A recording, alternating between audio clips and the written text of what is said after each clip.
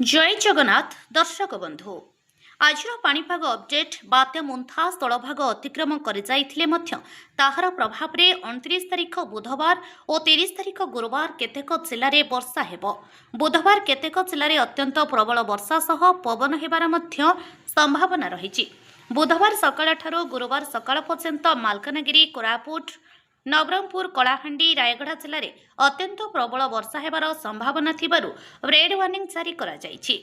सेहिपरि नुआपड़ा बलांगीर कंधमाल गजपति जिले में अति प्रबल वर्षा हेबा नै ऑरेंज वार्निंग जारी करा जायछि।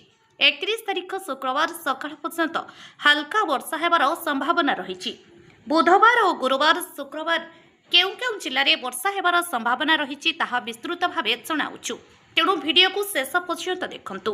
तेबे ता पूर्व बात्या मुंथा स्थलभाग छुईबा परे स्थिति केमिति थिला जणाउछु।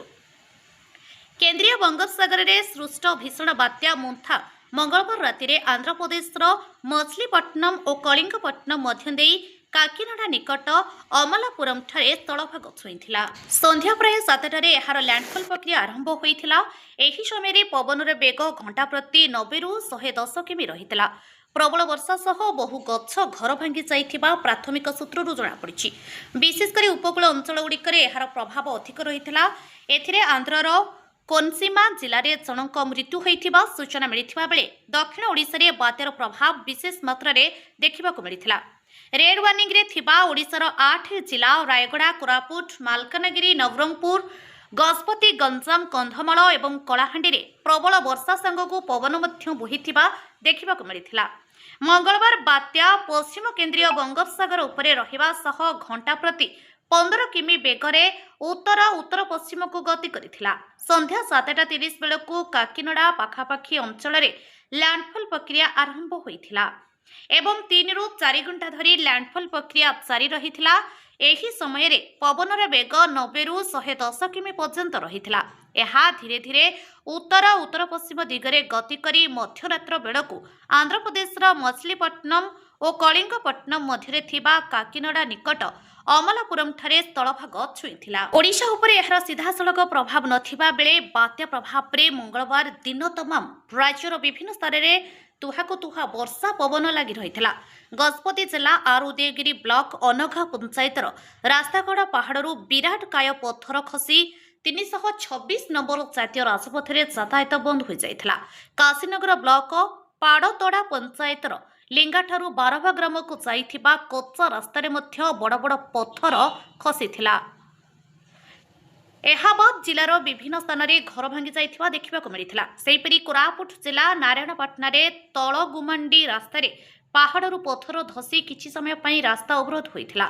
नंदपुर ब्लॉक पाड़ुआ बड़देवता मंदिर ठारू शोभापुट संजोग करुथिबा आरोडी रास्तार गेमेलपुट निकट में पाताली नदी और जलभंडार पार्श्व को लगी रास्ता कड़र प्राय 200 मीटर जमीरू माटी अतड़ा खसुथिबारु 4टी पंचायतवासी आतंकित अवस्था रही। मंगलवार राति रे बात्या मुंथा आंध्र प्रदेश काकीनाडा निकटस्थ अमलापुरम ठारे स्थलभाग छुईबा परे राजीव भवन स्थित राज्य विपर्यय परिचालना कर्तृपक्ष कार्यालय परिसर में मुख्यमंत्री बात्या परर स्थिति संपर्क में अवगत होइथिले।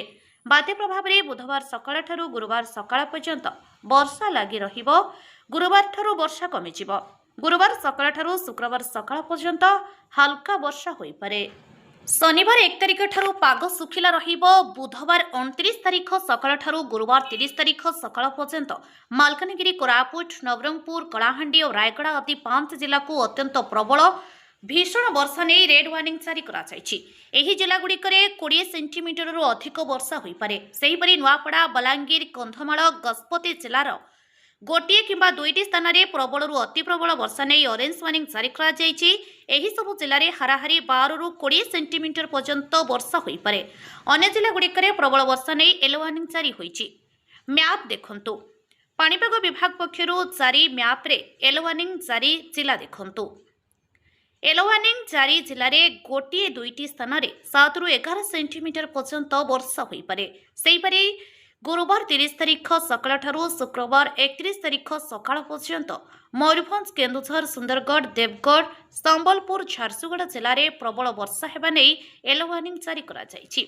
शुक्रवार 31 तारिख पर्यंत राज्यर विभिन्न स्थान में हाल्का वर्षा लगी रहिबा नै पाणीपाग विभाग पक्षरु आकलन करा जायछि। शनिवार 1 तारिख ठारू पाग सुखिला रहिबो। उत्तर पश्चिम बंगोपसागर संलग्न अंचलगुड़िकरे घंटा प्रति 30 रु 40 किमी एपरिकी 50 किमी बेगरे पवन बहिथिला। बुधवार सकाळ पर्यंत सही अंचल में पवनर बेग घंटा प्रति 60 रु 70 किमी किंबा 80 किमी बेगरे बहिथिला।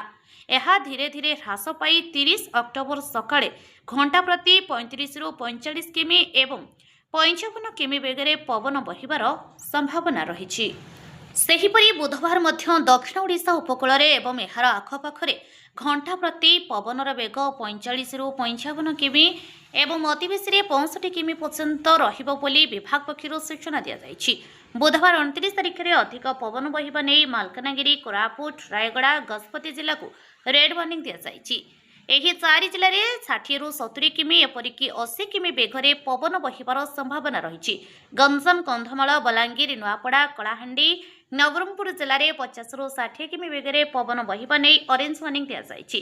गत 24 घंटे चांदबाली ठारे सर्वाधिक 51.7 मिमी वर्षा रेकर्ड करा जायथिबा बेले दारिंगबाड़ी रे 51 मिमी, जाजपुर रे 42.4 मिमी, भद्रक रे 37 मिमी, कोरापुट रे 36 मिमी, पारलाखेमुंडी रे 34.4 मिमी, नयागढ़ रे 21.4 मिमी, संबलपुर रे 20.2 मिमी, भुवनेश्वर रे 17.1 मिमी, कटक रे 13.6 मिमी वर्षा रेकर्ड करा जायछि। बात्या ପାଇଁ गोपालपुर बंदर रे 3 नंबर सतर्कता संकेत जारी करा जायछि। सेहिपरि पारादीप, धामरा, पुरी, छत्रपुर एवं चांदबाली बंदर रे 2 नंबर सतर्कता संकेत जारी करा जायछि। समुद्र अशांत रहुतिबारु 30 तारिख पर्यंत मत्स्यजीवी मानकु समुद्र को जिबाको बारण करा जायछि। एहा थिला पाणीपाग अपडेट।